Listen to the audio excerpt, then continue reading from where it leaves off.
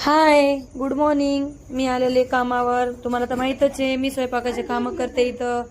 तर बघू शकता मी पहिल्या घरी बनवले मस्त असं सांबर बनवले, छान असं फ्राईड राईस बनवले आणि एक स्टँड भरून इडली बनवलेली आहे मी सांबर सोबत खायला आणि दूध गरम करून दिलेलं आहे. आज इकडे चपाती नव्हती आणि किंवा भाजी बी नव्हती. आज सगळं जेवण काढून झालेलं आहे. आपलं किचन साफ झालेलं आहे. मी निघाले दुसऱ्या कामावर बघा रात्रीच्या चपात्या राहिल्या होत्या. त्याचं मी छान असं ब्रेकफास्टसाठी पोहे बनवून दिलेले, चपातीचे रात्रीचे पीठ मळून दिलेले मी इथं.